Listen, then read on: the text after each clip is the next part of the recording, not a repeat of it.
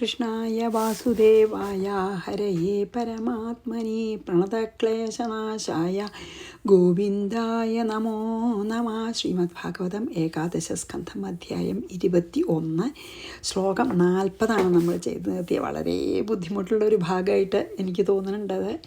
അപ്പോൾ നമ്മളെന്താണ് പറഞ്ഞ വെച്ചാൽ ഞാൻ സന്ദർഭത്തിലേക്ക് വരാൻ തന്നെ ഒന്ന് ഇതാവാം നമുക്ക്. അതായത് വേദത്തിൽ 3 കാണ്ഡമുണ്ട് പറഞ്ഞല്ലോ, കർമ്മകാന്ഡം, ഉപാസനാകാന്ഡം, ജ്ഞാനകാന്ഡം അല്ലെ. ഈ 3 കാണ്ഡങ്ങളായിട്ട് വേർതിരിക്കപ്പെട്ടിട്ടുള്ള ഈ വേദം ആത്യന്തികമായിട്ട് വേദത്തിൻ്റെ ലക്ഷ്യം എന്താ? ബ്രഹ്മാത്മൈക്യം അല്ലേ. ബ്രഹ്മാവും നമ്മളാത്മാവും തമ്മിലുള്ള ഐക്യം അതന്നെയാണ് പരമപുരുഷാർത്ഥം, അല്ലെങ്കിൽ മോക്ഷം തന്നെയാണ്. മോക്ഷം എന്ന് പറഞ്ഞാൽ ബ്രഹ്മാത്മൈക്യം, അതിലേക്ക് എങ്ങനെ നയിക്കാം തന്നെയാണ് കർമ്മകാന്ഡവും ഉപാസനാകാന്ഡവും പിന്നെ ജ്ഞാനകാന്ഡവും ഒക്കെ പറയണത്. അതായത് ഇവിടെ സത്യം എന്ന് വെച്ചാൽ ബ്രഹ്മാത്മൈക്യത്തിനുള്ള പ്രചോദനം നൽകാനാണ് ഈ കർമ്മവും ഉപാസനയൊക്കെ, മനസ്സിലായില്ലേ? അതിലെത്താൻ വേണ്ടിയിട്ടാണ് അതായത് എങ്ങനെയെങ്കിലും ആ പരമസത്യത്തോട് അടുപ്പിക്കുക എന്ന ഒരു ഇൻഡയറക്റ്റായിട്ടുള്ള വഴിയാണ് ഋഷിമാരൊക്കെ അംഗീകരിച്ചിരിക്കുന്നത്. അതായത് ഈ പ്രാണനും ഇന്ദ്രിയവും മനസ്സും ഒക്കെ ആയിട്ട് രൂപങ്ങൾ കൈകൊണ്ടിട്ട്, പ്രാണേന്ദ്രിയ മനോരൂപങ്ങൾ എന്ന് നമ്മൾ കണ്ടുല്ലോ. പ്രാണേന്ദ്രിയ മനോരൂപങ്ങൾ കൈക്കൊണ്ട് നമ്മൾ ഈ വൈഖരി ശബ്ദബ്രഹ്മം പുറത്തേക്ക് വൈഖരിയായിട്ട് വരുമ്പോൾ അത് അത്ര എളുപ്പമല്ല. അതിൻ്റെ സൂക്ഷ്മരൂപം നമ്മൾക്ക് ചിന്തിച്ചറിയാനൊന്നും സാധിക്കില്ല. സമുദ്രം പോലെ ആ നാദബ്രഹ്മത്തിനെ മനസ്സിലാക്കൽ സമുദ്രം പോലെ മറുകര കടക്കാൻ വിഷമാണെന്ന് പറഞ്ഞു ഇതിന് മുമ്പത്തേലല്ലേ. ഈ സർവത്ര നിറഞ്ഞു നിൽക്കുന്ന ഒരു പൂർണ്ണ വസ്തുവാണ് ബ്രഹ്മം, അല്ലെങ്കിൽ ആ അഖണ്ഡ ബോധരൂപം. ആ താമരത്തണ്ടിൽ പറഞ്ഞല്ലോ, താമര വലയം പോലെ എല്ലാ ദിക്കിലും വ്യാപിച്ചു എന്ന് പറഞ്ഞില്ലേ. എന്നിട്ട് പിന്നെ ഉദാഹരണം പറഞ്ഞിട്ടാണ് നമ്മൾ നിർത്തിയത്. ഒരു എട്ടുകാലി തൻ്റെ ഉള്ളിൽ നിന്ന് നൂല് പുറത്തെടുക്കുന്നത് പോലെയാണ് ഈ അഖണ്ഡബോധരൂപം, അല്ലെങ്കിൽ ആ ഹിരണ്യഗർഭൻ എന്താ വെച്ചാൽ പറയാം. ആ അഖണ്ഡബോധരൂപമായിട്ടുള്ള നാദരൂപം കൈക്കൊണ്ട്, ആ ബ്രഹ്മം നാദരൂപം കൈക്കൊണ്ട് ഈ എട്ടുകാലി നൂല് പുറത്തെടുക്കണ പോലെ ഈ ബ്രഹ്മം തന്നെ, അല്ലെങ്കിൽ അഖണ്ഡബോധരൂപം നാദത്തിൻ്റെ രൂപം എടുത്തിട്ട് പുറത്ത് വന്ന് മനോരൂപം കൈക്കൊണ്ട് ഈ പ്രപഞ്ചത്തിനെ ആകെ കാണിക്കുന്നു. എന്നിട്ടോ വേദത്തിൻ്റെ രൂപം ധരിച്ച് പല പല പല മാർഗങ്ങൾ വഴി പുറത്ത് വന്ന് ഓങ്കാരമായിട്ട് വൈഖരി മുഴങ്ങുന്നുണ്ട്, നമുക്ക് കേൾക്കാം, സ്ഥൂലാവണു.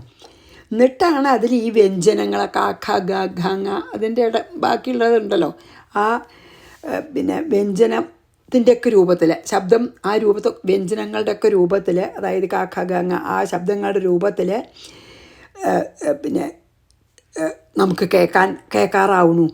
പിന്നെ അത് പല പല പല ഭാഷകളിൽ ഇതേ ശബ്ദം തന്നെ അത് പല പല ഭാഷകളിൽ വാക്കുകളായി രൂപം കൊള്ളുന്നു. ഇങ്ങനെ ആ അഖണ്ഡബോധരൂപമായ ഞാൻ തന്നെയാണ് ശബ്ദപ്രപഞ്ചമായിട്ട് ഈ ലോകത്തിലെ സർവഭൂതങ്ങളുടെ ഉള്ളിലും പുറത്തും നിൽക്കുന്നത്.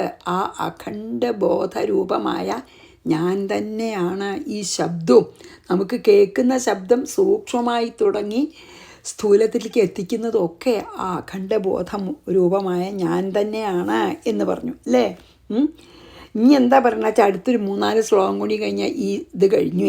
അപ്പോൾ ഇനിയുള്ളതിൽ എന്താ പറഞ്ഞ വെച്ചാൽ ഇങ്ങനെ അഖണ്ഡബോധരൂപനായിട്ടുള്ള ഞാൻ തന്നെയാണ് ശബ്ദപ്രപഞ്ചമായിട്ട് നിങ്ങൾക്കൊക്കെ കേൾക്കണത് സ്ഥൂല ഇതിൽ. പിന്നെ പല പല പല പല വൃത്തങ്ങളിലും ഒക്കെ പ്രത്യക്ഷപ്പെടുന്നത് അല്ലേ. പറഞ്ഞില്ലേ, പല വൃത്തണ്ട പറഞ്ഞല്ലോ, 4 അക്ഷരം കൂട്ടിയിട്ട് അതിൻ്റെ പേരൊക്കെ വരുന്നുണ്ട്. അതൊക്കെ ഞാൻ തന്നെയാണ്. ഞാനല്ലാതെ ഇവിടെ മറ്റൊന്നും ഇല്ലെന്ന് അറിയൂ ഉദ്ധവ. ഈ വിധിക്കുന്നതും ഇന്നത് വേണമെന്ന് വിചാരിക്കുന്ന ആൾ ഞാനാണ്, അത് അനുഭവിക്കുന്നത് ഞാനാണ്, എങ്ങനെയാണ് അതിനുള്ള വില കൽപ്പിക്കുന്നത് ഞാനാണ്, ഒക്കെ ഞാനാണ്. ഇതാണ് എല്ലാ വേദങ്ങളുടെയും സാരം.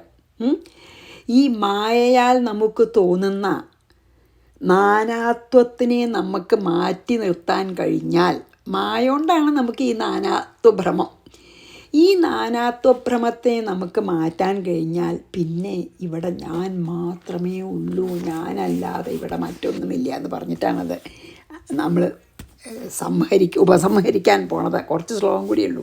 അപ്പോൾ ഞാനിപ്പോൾ സന്ദർഭത്തിലേക്ക് വന്നു എന്നാണ് എനിക്ക് നാട്യം. എന്തായാലും നമുക്ക് അപ്പോൾ അത് ഭഗവാൻ തന്നെയാണ് ശബ്ദബ്രഹ്മമായിട്ട് പുറത്ത് വരുന്നത്. നമ്മൾ കേൾക്കണ ശബ്ദമൊക്കെ ഭഗവാൻ തന്നെയാണ്, ഭഗവാനല്ലാണ്ട് വേറൊന്നുമില്ല. ഇനി 41 ഭയങ്കര ബുദ്ധിമുട്ടുള്ള ഒരു ചാപ്റ്ററായിട്ട് എനിക്ക് തോന്നുന്നുണ്ട്. എന്തായാലും എനിക്ക് എന്ത് മനസ്സിലായി എന്ന് പോലും എനിക്കറിയില്ല. പക്ഷെ ഞാൻ ആ എനിക്ക് മനസ്സിലായിന്ന് കുറച്ചെങ്കിലും തോന്നുന്നതാണ് പറയണത്.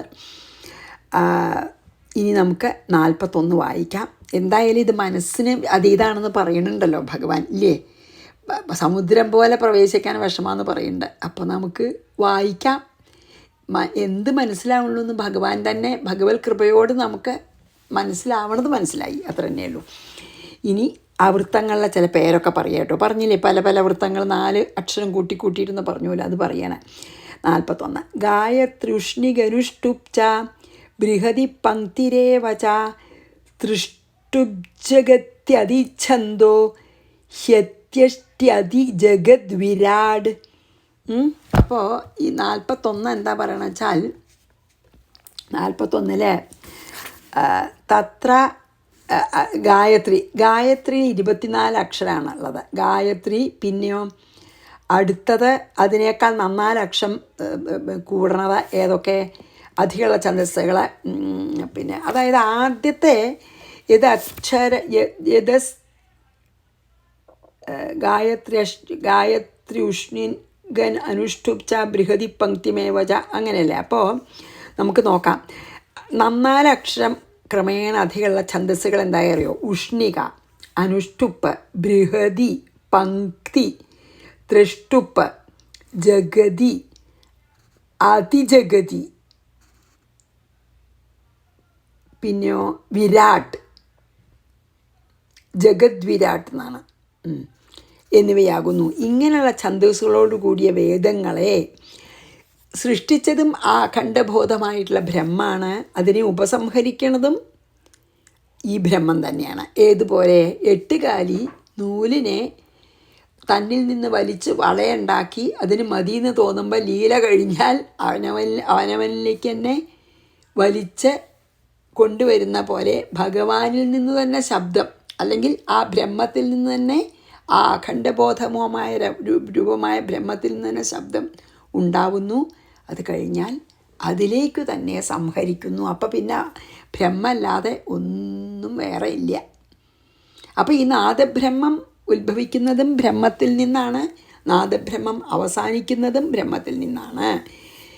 ഇനി അതന്നെയാണ് ഇപ്പം ഇതുവരെ നമ്മൾ പറഞ്ഞതും ഇതിലും ഒന്ന് തന്നെയാണ് പറഞ്ഞത്. പക്ഷെ ആ പേരുകളൊക്കെ പറഞ്ഞു എന്നേ ഉള്ളൂ. 4 അക്ഷരം കൂടുമ്പോഴുള്ള ഓരോ വൃത്തത്തിൻ്റെയും പേരുകൾ പറഞ്ഞു. ഏത് വൃത്തമായാലും എല്ലാം ശബ്ദമാണ്. നമുക്ക് സ്ഥൂലമായിട്ട് കേൾക്കുന്ന ഈ ശബ്ദമൊക്കെ ആ ശബ്ദബ്രഹ്മത്തിൽ നിന്ന് തന്നെ വന്നതാണ്. ആ ശബ്ദബ്രഹ്മത്തിൻ്റെ ഉറവിടം ഏതാണ്?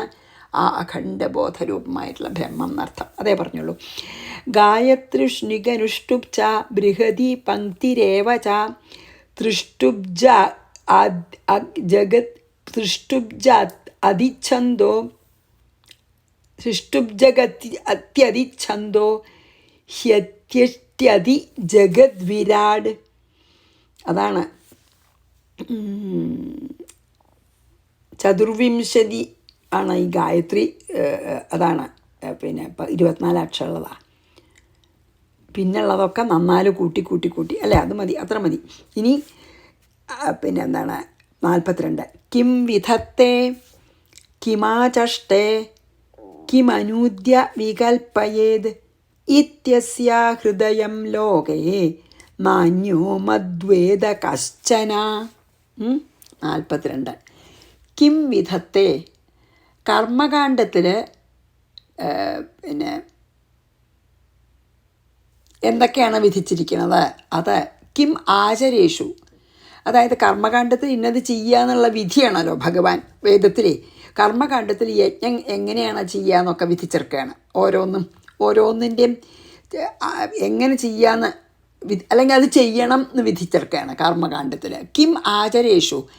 പിന്നെയോ ഈ ദേവതാകാന്ഡം എന്ന് പറയണേൽ എന്താ, എങ്ങനെ അതിനെ മന്ത്രം കൊണ്ട് അല്ലെങ്കിൽ ഉപാസനാകാന്ഡത്തിൽ എങ്ങനെയാണ് അത് മന്ത്രങ്ങളെന്നൊക്കെ മന്ത്രങ്ങളെന്നൊക്കെ പറയുകയാണ്. കിം അനൂദ്യ. ജ്ഞാനകാന്ഡത്തിൽ എങ്ങനെ നമ്മളതിനെ അതിനെ മനസ്സിലാക്കാം, ഭഗവത് തത്വത്തിനെ മനസ്സിലാക്കാം എന്നുള്ളതും എന്ന് അസ്യാഹ ഈ വൈഖരി രൂപമായ വേദവാക്കിൻ്റെ, അതായത് നമുക്ക് കേൾക്കാവുന്ന അസ്ഥൂല രൂപത്തിലുള്ള വാക്കിൻ്റെ, അതുവരെയുള്ളത് കേൾക്കില്ല പറഞ്ഞല്ലോ, പശ്യന്തി മധ്യമ, ആ വൈഖരി രൂപത്തിലുള്ള വേദവാക്കിൻ്റെ ഹൃദയം താത്പര്യത്തിന് അതിൻ്റെ അർത്ഥത്തിന് ലോകത്തിൽ മദ് അന്യ എന്നെ അല്ലാതെ വേറെ കശ്ച അന്യൻ ഒരുത്തനും ന വേദ. അതാണ് ഭഗവാൻ പറയണത്. ഭഗവാന് മാത്രമേ ശരിക്കറിയുള്ളൂ. ഇപ്പം കഴിഞ്ഞ ശ്ലോകത്തിൽ പറഞ്ഞില്ലേ നമ്മളെ 24 അക്ഷരങ്ങളുള്ള ഗായത്രി, 4 അക്ഷരങ്ങൾ കൂടി വരുന്ന ഉഷ്ണിക്ക, അനുഷ്ടുപ്പ, ബൃഹതി, പങ്ക്തി, അതൊക്കെ കൂടിയതാണ് ശബ്ദബ്രഹ്മം എന്ന് പറഞ്ഞു അല്ലേ. വേദം കർമ്മകാണ്ഡത്തിന് വിധിക്കപ്പെട്ട വാക്യങ്ങൾ കൊണ്ട് എന്താണ് ശരിക്കും ഉദ്ദേശിക്കണമെന്നും ഈ ദേവതാകാന്ഡത്തിലെ മന്ത്രങ്ങളുടെ അർത്ഥം എന്താണെന്നും ജ്ഞാനകാന്ഡത്തിൽ എന്താണ് ജ്ഞാനം എന്നും ഒക്കെ പറയണത് ഈ വേദൻ്റെ എന്ന് പറഞ്ഞാൽ വേദത്തിൻ്റെ ശരിക്കുള്ള പൊരുള് എനിക്കല്ലാതെ മറ്റൊരാൾക്കും അറിയില്ല എന്ന് ഭഗവാൻ പറയുന്നു. അപ്പോൾ ഭഗവാനെ അറിഞ്ഞാൽ തന്നെ വേദം അറിയുള്ളൂ. അതാണ് ഭഗവാൻ പറയണത്. കർമ്മകാണ്ഡത്തിൽ പലതും വിധിച്ചിട്ടുണ്ട്, അതിൻ്റെ അർത്ഥം എന്താണെന്നും മന്ത്രങ്ങൾ ദേവതാകാന്ഡത്തിൽ ആ മന്ത്രങ്ങളുടെ അർത്ഥം എന്താണെന്നും അതിന്നൊക്കെ മനസ്സിലാക്കേണ്ട ഭഗവത് തത്വം അല്ലെങ്കിൽ ബ്രഹ്മജ്ഞാനം എന്താണെന്നും വേദങ്ങളിലത്തെ വൈഖരി വാക്കുകൾ കൊണ്ട് വേദങ്ങൾ പറയുകയൊക്കെ ചെയ്യാം, നമുക്ക് ചെയ്യാം, ഉറക്കെ സ്ഥൂലമായിട്ടുള്ള വാക്കുകൾ വരെ എത്താം നമുക്കല്ലേ. പക്ഷെ ആ വാക്കിൻ്റെയൊക്കെ ശരിക്കുള്ള എന്താണ് യഥാർത്ഥമായിട്ടുള്ള അർത്ഥം എന്നും അതിൽ നിന്ന് കിട്ടുന്ന ജ്ഞാനം ബ്രഹ്മജ്ഞാനം എന്താണെന്നും എനിക്ക് മാത്രമേ അറിയൂ എന്നാണ് ഭഗവാൻ പറയണത്. അപ്പം ഭഗവാനെ അറിഞ്ഞാൽ തന്നെ ബ്രഹ്മജ്ഞാനം ഉള്ളൂ നമുക്ക്. അതായത് അതാ പറഞ്ഞ എനിക്കല്ലാതെ മറ്റാർക്കും അറിയില്ല എന്ന് നോക്കൂ പറയണതല്ലേ.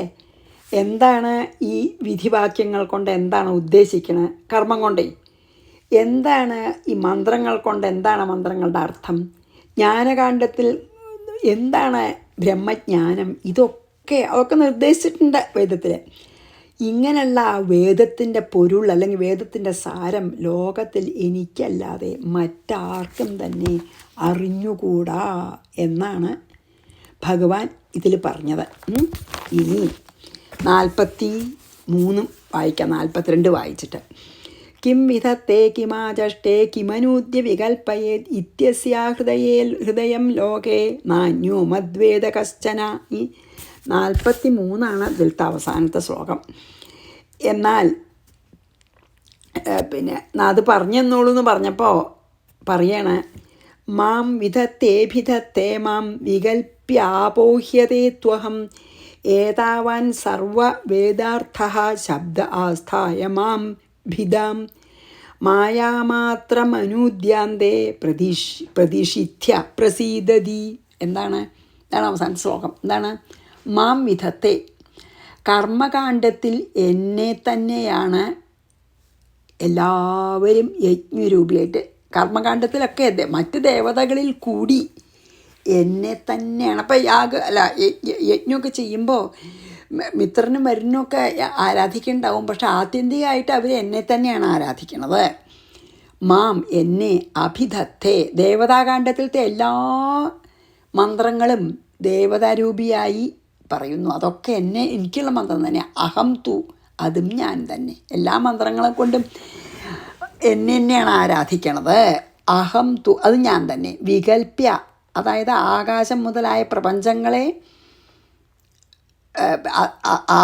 അധ്യാരോപണം ചെയ്തിട്ട് അപോപ്യതയെ നിഷേധിക്കപ്പെടുന്നു എന്ന് എഴുതുന്നുള്ളൂ. അതായത് ഈ ജ്ഞാനകാണ്ഡത്തിലെ നാ ഇതി ഇതല്ല പറയുമല്ലോ, ഇതൊന്നുമല്ല പറയില്ല. അതും ശബ്ദം വേദം എന്നത് മാം ആസ്ഥായ, ആ ജ്ഞാനകാണ്ഡത്തിൽ ഇതല്ല എന്ന് പറയുന്നതും എന്നിൽ എത്താനാണെന്ന് മനസ്സിലായില്ലേ. ഇതൊക്കെ മാറ്റി എന്നിൽ എത്താൻ വേണ്ടിയിട്ട് തന്നെയാണ് അതും ജ്ഞാനകാണ്ഡത്തിലും പറയണത്. ഭേദത്തിനെ മായാമാത്രമെന്ന് അനൂത്യ പറഞ്ഞ് അനുവാദം ചെയ്ത് പ്രതിഷിധ്യ അതിനെ നിഷേധിച്ച്, കുറേ എല്ലാറ്റിനെയും നിഷേധിച്ച് തന്നെ അന്തേ ഒടുവിൽ പ്രസീദതി എന്നിൽ അവസാനിക്കുന്നു. എല്ലാം മാറ്റി കളഞ്ഞിട്ട് എന്നിൽ അവസാനിക്കുന്നു. ഏതാവാൻ ഇത് തന്നെയാണ് ഏവ സർവവേദാർത്ഥം, എല്ലാ വേദങ്ങളുടെയും സാരം അല്ലെങ്കിൽ താല്പര്യം എന്നോ എന്താച്ചാ പറയാം. എന്താ ഇപ്പോൾ ഇതിൽ ഭഗവാൻ എന്താ പറയണ വെച്ചാൽ, കർമ്മകാണ്ഡത്തിൽ യജ്ഞസ്വരൂപിയായിട്ടുള്ള എന്നെ തന്നെയാണ് ആരാധിക്കാൻ വിധിച്ചിട്ടുള്ളത്. പിന്നെയോ മന്ത്രങ്ങൾ, ഉപാസനാകാണ്ഡത്തിലെ മന്ത്രങ്ങൾ മുഴുവൻ എൻ്റെ തത്വം തന്നെയാണ്. അതിൻ്റെ അർത്ഥം എടുത്താൽ അത് മുഴുവൻ എന്നെ തന്നെയാണ് പറയണത്. എല്ലാ മന്ത്രങ്ങളും എന്നെ തന്നെ ചൊല്ലിയുള്ള മന്ത്രങ്ങളാണ്. പിന്നെയോ ജ്ഞാനകാണ്ഡത്തിൽ ഇതല്ല എന്ന് പറഞ്ഞ് പോകുന്നത് മുഴുവൻ എന്നിൽ എത്താൻ വേണ്ടിയിട്ടാണ്. സകലത്തിനെയും മായയിൽ മാത്രമുള്ള ഈ ദ്വൈതഭാവത്തിനെ മാറ്റിയിട്ട് എല്ലാം കഴിഞ്ഞിട്ട് മാറ്റി എന്തവസാനിക്കുന്നുവോ എന്ന് പറഞ്ഞ് നിർത്തണത് മുഴുവൻ എന്നിലെത്താൻ വേണ്ടിയിട്ട് തന്നെയാണ്. അപ്പോൾ വേദത്തിൻ്റെ ആ ഒരു ബീജമായിട്ടുള്ള ഓങ്കാരം ഉണ്ടല്ലോ, ആ ഓങ്കാരത്തിൻ്റെ അർത്ഥം എന്താണെന്നോ, ഓങ്കാരത്തിൻ്റെ തന്നെ ഒരു ഡിസ്ക്രിപ്ഷനാണ് വേദം എന്ന് പറയാം. കാരണം നാദബ്രഹ്മത്തിൽ നിന്ന് തുടങ്ങിയിട്ട് ആ നാദം തന്നെയാണല്ലോ വേദത്തിലത്തെ എല്ലാ വാക്കുകളും. അപ്പോൾ തുടക്കം പിന്നെ വേണമെങ്കിൽ ഓങ്കാര എന്ന് പറയാം, ബീജം. അതിൽ നിന്ന് വലുതായതാണ് വേദം. അങ്ങനെയുള്ള അപ്പോൾ ഓങ്കാരത്തിൻ്റെ അർത്ഥവും അതിൽ നിന്നും വളരെ വലുതായിട്ട് വന്ന വേദവൃക്ഷത്തിൻ്റെ അർത്ഥവും ഞാൻ മാത്രമാണെന്ന്. ആ പ്രണവാണ്. പ്രണവെന്നോ ഓങ്കാരെന്നോ ആണ് ഉള്ള ബീജം. ആ ബീജാണ് വൃക്ഷം. ഏതാണ് വേദവൃക്ഷം. ആ പ്രണവത്തിൻ്റെ അർത്ഥവും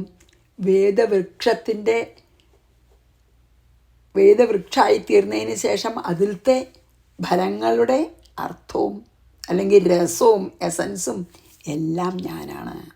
അപ്പോൾ സർവവേദങ്ങളും എന്നെപ്പറ്റി മാത്രമാണ് പറയണത്. ഞാനല്ലാതെ ഇവിടെ ഒന്നും തന്നെ ഇല്ല എന്നാണ് ഭഗവാൻ പറയണത്. വേറെ അതാണ് ആ ഒരു അദ്വൈത തത്വത്തിലേക്കാണ് ഭഗവാൻ ഇവിടെ എത്തണത്. അതാണ് ഇതിൽ പറഞ്ഞത്. എന്താ അറിയോ, പിന്നെ അതായത് എന്നെ യജ്ഞത്താലെല്ലാം എല്ലാ യജ്ഞം കൊണ്ട് ആരാധിക്കേണ്ടത് എന്നെ തന്നെയാണെന്ന് കർമ്മകാണ്ഡം മുഴുവൻ പറയണത്. പിന്നെയോ പല പല ദേവതാരൂപത്തിൽ പല പല മന്ത്രങ്ങളാൽ ഞാൻ തന്നെയാണ് ആരാധിക്കപ്പെടുന്നത്. പിന്നെയോ ജ്ഞാനകാണ്ഡത്തിൽ ഈ ആകാശാദി പ്രപഞ്ചം മുഴുവൻ എന്നിൽ നിന്നുണ്ടായി, എന്നിൽ നിന്ന് അന്യമല്ല, അതും പറയുന്നുണ്ട്. ഇതല്ല അതാണ് ശരിക്കും ആ ബീജം എന്ന്. പിന്നെ സർവവേദങ്ങളുടെയും സാരസർവസ്വം ഇതന്നെയാണ്. വേദം ആ പരമാർത്ഥ സ്വരൂപനായ എന്നെ തന്നെയാണ് ഏത് തരത്തിലും, കർമ്മകാണ്ഡത്തിലും ദേവതാകാണ്ഡത്തിലും ജ്ഞാനകാണ്ഡത്തിലൊക്കെ എന്നെ തന്നെയാണ് നിർദ്ദേശിക്കണത്. ആ നാനാത്വം വെറും മായയാണ്. എപ്പോഴാണ് നാനാത്വഭാവം മാറണത്? അപ്പോൾ ഞാൻ മാത്രമേ ഇവിടെ ഉള്ളൂ, വേറെ ഒന്നുമില്ല എന്ന് പറഞ്ഞിട്ടാണ് ഈ അധ്യായം നിർത്തണത്. ആ അദ്വൈതത്തിലേക്ക് അങ്ങോട്ട് എത്തിച്ചേരുകയാണ് നമ്മൾ. അങ്ങനെ പറഞ്ഞിട്ടാണ് ഇതിൽ നിർത്തിയത്. അപ്പോൾ ഞാനതൊന്നും കൂടി വായിക്കാം. എന്നിട്ട് ഇതിൻ്റെ ഒരു രത്നച്ചുരുക്കം ഞാൻ ഇവിടെ ഉണ്ട്, അതൊന്ന് വായിച്ച് നമുക്ക് നിർത്താം. അപ്പോൾ സമയമാണ്. പിന്നെ മാം വിധത്തെ മാം വികൽപ്യാപോഹ്യതേ ത്വഹം ഏതാവാൻ സർവവേദാർത്ഥ ശബ്ദ ആസ്ഥായ മാം ഭിദാം മായാമാത്രമനുദ്യാന്തേ പ്രതിഷിധ്യ പ്രസീദതി. അപ്പോൾ 21-ാം അധ്യായം വളരെ ബുദ്ധിമുട്ടുള്ള അധ്യായമാണ്. അത് നമുക്ക് ഒന്ന് ചുരുക്കി നോക്കാൻ ചില പറഞ്ഞ കാര്യം. അതെ, ആദ്യം എന്താ പറഞ്ഞു വെച്ചാൽ എന്താണ് നമുക്ക് പിന്നെ ഈ എന്താണ് നിവൃത്തി മാർഗത്തിലല്ലാതെ അതായത് ഭൗതിക മാർഗത്തിൽ സഞ്ചരിച്ചാൽ ഇന്ദ്രിയ സുഖങ്ങളുടെ പിന്നാലെ പോയാൽ അവസാനം നമ്മൾ സംസാര ക്ലേശത്തിൽപ്പെട്ട് ഉഴലാൻ ഇടവരുന്നു എന്ന് പറഞ്ഞു അല്ലേ. പിന്നെ അവരവരുടെ ഗുണങ്ങളനുസരിച്ച് കർമ്മത്തിൽ ഏർപ്പെടാനാണ് നല്ലത്. അതായത് പിന്നെ അല്ലാതെ വേറൊരാൾക്ക് നമുക്ക് ചേരാത്ത തരത്തിലുള്ള പ്രവൃത്തികൾ ചെയ്യുക അതല്ല നല്ലതെന്ന് പറഞ്ഞല്ലോ അല്ലേ. പിന്നെ അതായത് എന്താണ് നല്ലതാ ചീത്ത എന്നൊക്കെ ദേശവും കാലവും സന്ദർഭമൊക്കെ അനുസരിച്ചിട്ടാണ്. അങ്ങനെ അല്ലാതെ ജനറലായിട്ട് പറയാൻ പറ്റില്ല എന്ന് പറഞ്ഞു അല്ലേ. പിന്നെന്താ പറഞ്ഞത്, പിന്നെ നമുക്ക് ഈ ഭൗതിക വിഷയങ്ങളിൽ, അതായത് നിത്യമല്ലാത്ത വിഷയങ്ങളിൽ ബുദ്ധി വന്ന് ചേരുന്നതാണ് സംഘം എന്ന് പറഞ്ഞു അല്ലേ. സംഘം കൊണ്ട് കാമം ഉണ്ടാവും എന്ന് പറഞ്ഞു. കാമം എന്ന് ക്രോധം ഉണ്ടാവും. ക്രോധം കൊണ്ട് നമ്മൾ ലോഭം, അതായത് അത്യാഗ്രഹം ഉണ്ടാവും. അങ്ങനെ ബദ്ധനാവും. അങ്ങനെ കൂരിരുട്ടിൽ കൂടി നമുക്ക് സഞ്ചരിക്കാൻ ഇടവരുന്നു. വല്ലാത്ത സംഘം ഉണ്ടായ അതാണ്. അങ്ങനെ നമ്മളെ വിവേകം നഷ്ടപ്പെടുന്നു. അങ്ങനെ നമ്മൾ നശിക്കാൻ ഇടവരുന്നു എന്ന് പറഞ്ഞു അല്ലേ. പിന്നെയോ ഒരു വൃക്ഷങ്ങളെ പോലെയാവും ജീവിതം എന്നൊക്കെ പറഞ്ഞുവല്ലോ ഇല്ലേ. പിന്നെ അതല്ലെങ്കിൽ പിന്നെ ഈ എന്താണ് കരുവാൻ്റെ ഉല പോലെ വെറും ശ്വാസോച്ഛ്വാസം ചെയ്യണ ഒരു ശരീരം പോലെ ഉള്ളൂ. അങ്ങനെ ഇന്ദ്രിയസുഖങ്ങളുടെ പിന്നാലെ പോണ ഒരാൾക്ക് അതുപോലെയാണ്. നിഷ്ഫലാണ് ജന്മം തന്നെ അല്ലേ. അതായത് അങ്ങനത്തെ കാമങ്ങളിൽ വല്ലാതെ ബദ്ധനായാൽ ഈ ജീവിതം തന്നെ നിഷ്ഫലമായി തീരും എന്നൊക്കെ പറഞ്ഞു അല്ലേ. അതായത് ഇങ്ങനെ പാപമാർഗത്തിൽ, അതായത് നല്ല വിവേകിയായിട്ടുള്ള ഒരാൾ ഈ മാർഗം, ഭൗതിക മാർഗം വിട്ടിട്ട് ശരിക്കും നിവൃത്തി മാർഗത്തിലേക്ക് പോരേണ്ടതാണ്. പിന്നെ വേദത്തിൻ്റെ താല്പര്യം അറിയാഞ്ഞിട്ടാണ് പലരും ഇങ്ങനെ പിന്നെ അതാണ് പറഞ്ഞത് അല്ലേ. വേദത്തിൻ്റെ ശരിക്കുള്ള അർത്ഥം അറിയാഞ്ഞിട്ടാണ് സകാമമായിട്ട് പിന്നെ ഒരുപാട് പിന്നെ എന്താണ് യാഗങ്ങളൊക്കെ നടത്തി സ്വർഗ്ഗം ആഗ്രഹിച്ചിട്ട് പലരും അതിൻ്റെ പിന്നാലെ പോണത് ശരിക്കും വേദത്തിൻ്റെ അർത്ഥം അറിയാഞ്ഞിട്ടാണ്. വേദം ആലസ്യമുള്ളവരെ കർമ്മനിരതന്മാരാക്കിയിട്ട് പതുക്കെ നിവൃത്തി മാർഗത്തിലേക്ക് കൊണ്ടുവരാനായിട്ടാണ് ഫലശ്രുതിയൊക്കെ പറയണത്. അല്ലാതെ കർമ്മം കൊണ്ട് കിട്ടുന്ന ഒരു ഫലവും ശാശ്വതമല്ല. അതിലേക്ക് വരുത്താൻ വേണ്ടി പറയുക ഫലശ്രുതി. കുട്ടികൾക്ക് കൽക്കണ്ടം കൊടുത്തിട്ട് നമ്മൾ മരുന്ന് കഴിപ്പിക്കണ പോലെ ഉള്ളൂ എന്നൊക്കെയാണ് നമ്മൾ പറഞ്ഞല്ലേ. പിന്നെ ഹിംസ ഒന്നും ചെയ്യരുത്. അതായത് മാംസം കഴിക്കണം വെച്ചാൽ യാഗം ചെയ്യാം, എന്നാൽ പിന്നെ തെറ്റില്ലല്ലോ. അങ്ങനെയുള്ളതൊക്കെ വളരെ തെറ്റായിട്ടുള്ള ഓരോ ധാരണകളാണ്. അതായത് അവനവൻ്റെ സ്വാദിന് വേണ്ടിയിട്ട്, നമ്മുടെ ഇന്ദ്രിയ സുഖത്തിന് വേണ്ടിയിട്ട് പശുക്കളെയൊക്കെ കൊന്ന് ഹിംസയിൽ വിഹരിച്ച ദുഷ്ടന്മാരെ, ദേവന്മാരെയും പിതൃക്കളെയും മറ്റും അവർ ആരാധിക്കുകയെന്ന് അഭിമാനിക്കുകയും ചെയ്യും. എന്നിട്ടോ അവരൊക്കെ വളരെ ദുഃഖം അനുഭവിക്കേണ്ടി വരും. പിന്നെ ഇങ്ങനെ കച്ചവടക്കാരെ പോലെയാണ് അവരെന്നൊക്കെ പറഞ്ഞുല്ലോ അല്ലേ. അങ്ങനെയുള്ളവർ ഈ ഫലങ്ങളുടെ പിന്നാലെ പോയിട്ട്, ഇന്ദ്രിയസുഖങ്ങളുടെ പിന്നാലെ പോയിട്ട് എങ്ങും നിറഞ്ഞു നിൽക്കണ എന്നെ അന്വേഷിക്കാറന്നില്ല എന്ന് പറഞ്ഞു അല്ലേ. നമുക്ക് സ്വർഗത്തിലെത്തി സുഖിക്കാം, അത് കഴിഞ്ഞ് സ്വർഗം കഴിഞ്ഞാൽ തിരിച്ച് വലിയ ഫാമിലിയിലൊക്കെ വന്ന് ജനിച്ച് സുഖങ്ങൾ അനുഭവിക്കാം. ഇങ്ങനെയൊക്കെ അവർ വെറുതെ സങ്കല്പിക്കുകയാണ്. ഇങ്ങനത്തെ വളരെ വ്യർത്ഥമായിട്ടുള്ള ഭാവനകളായിട്ട് കഴിയുന്നവർക്ക് ഒരിക്കലും എൻ്റെ കഥ കേൾക്കാനോ ഭഗവത് തത്വം അറിയണമെന്നോ ഒന്നും ആഗ്രഹം ഉണ്ടാവില്ല. കഷ്ടമല്ലേ അത്. എന്നിട്ട് പിന്നെയാണ് ഈ കർമ്മകാണ്ഡവും ദേവതാകാണ്ഡം അല്ലെങ്കിൽ ഉപാസനാകാണ്ഡവും ജ്ഞാനകാണ്ഡവും ഒക്കെ എന്നിലേക്കുള്ള വഴിയാണ് ശരിക്കും എല്ലാം കാണിക്കണത്. അത് മനസ്സിലാവാഞ്ഞിട്ടാണ് അങ്ങനെ ആൾക്കാർ ചെയ്യണത്. കർമ്മകാണ്ഡവും ദേവതാകാണ്ഡവും ബ്രഹ്മകാണ്ഡവും ഈ 3 കാണ്ഡങ്ങളായി വേർതിരിക്കുന്ന വേദമൊക്കെ ആത്യന്തികമായിട്ട് ബ്രഹ്മാത്മൈക്യം തന്നെയാണ് ആഗ്രഹിക്കുന്നത്. പിന്നെ സത്യം പറഞ്ഞാൽ കർമ്മകാണ്ഡവും ദേവതാകാണ്ഡവും ഒക്കെ ബ്രഹ്മാത്മൈക്യത്തിന് ഒരു സാധകന് പ്രചോദനം നൽകാൻ വേണ്ടിയിട്ടാണെന്നാണ് പറയുന്നത്. പക്ഷെ എല്ലാം ഋഷിമാർ വേദത്തിലൊക്കെ പരോക്ഷമായിട്ട്, അതായത് ഇൻഡയറക്റ്റായിട്ടേ പറഞ്ഞിട്ടുള്ളൂ. കാരണം ശരിക്കും ആഗ്രഹമുള്ളവർക്കേ ജ്ഞാനം പാടുള്ളൂ വെച്ചിട്ടേ. അപ്പോൾ ശബ്ദബ്രഹ്മമൊക്കെ അത്ര എളുപ്പമല്ല മനസ്സിലാക്കാൻ. സമുദ്രം പോലെ മറുകര കാണാൻ വിഷമായതാണെന്ന് പറഞ്ഞല്ലോ അല്ലേ. അപ്പോൾ സർവത്ര നിറഞ്ഞു നിൽക്കണ ആ പൂർണ്ണ വസ്തുവായിട്ടുള്ള എന്നെ ബോധരൂപനാണെന്ന് അറിഞ്ഞിട്ട് സത്യം ദർശിക്കാൻ കഴിയുന്നവരൊക്കെ അത് മനസ്സിലായാൽ പിന്നെ അവർക്ക് മായയുടെ ആ മായയുടെ മറയങ്ങോട്ട് മാറിയിട്ട് ഞാൻ തെളിഞ്ഞ് പ്രകാശിക്കും. പിന്നെ പറയണത് ശബ്ദബ്രഹ്മത്തിനെ പറഞ്ഞല്ലേ, താമരത്തണ്ടിൽ താമര നൂല് പോലെ ഞാൻ സർവത്ര നിറഞ്ഞു നിൽക്കുന്നതാണ് ബ്രഹ്മം. അല്ലെങ്കിൽ ഞാൻ ഒരു എട്ടുകാലി എങ്ങനെയാണ് തൻ്റെ ഉള്ളിൽ നിന്ന് ആ വല നൂല് പുറത്തെടുക്കണം, അതുപോലെയാണ് അഖണ്ഡബോധമായിട്ടുള്ള നാദരൂപം കൈക്കൊണ്ട് പുറത്ത് വന്ന് ഈ മനോരൂപം കൈക്കൊണ്ട് പ്രപഞ്ചത്തെ മുഴുവൻ ഞാൻ പ്രകടാക്കണത്. പിന്നെയോ വേദത്തിൻ്റെ രൂപം ധരിച്ചാണ് ഞാൻ പല പല പല മാർഗങ്ങൾ കൂടി പുറത്ത് വരുന്നിട്ട് ഓങ്കാരമായിട്ട് ഞാൻ മുഴങ്ങണു. പല പല വ്യഞ്ജനങ്ങൾ വ്യഞ്ജനങ്ങളായിട്ട് പല പല ഭാഷകളായി ആ ശബ്ദഭ്രമം ഓങ്കാരത്തിന് തുടങ്ങിയിട്ടേ ഞാൻ തന്നെ. അത് ഇങ്ങനെ ബോധരൂപനായിട്ടുള്ള ഞാനാണ് ഈ ശബ്ദപ്രപഞ്ചമായിട്ട് നിങ്ങൾ കാണുന്നത്.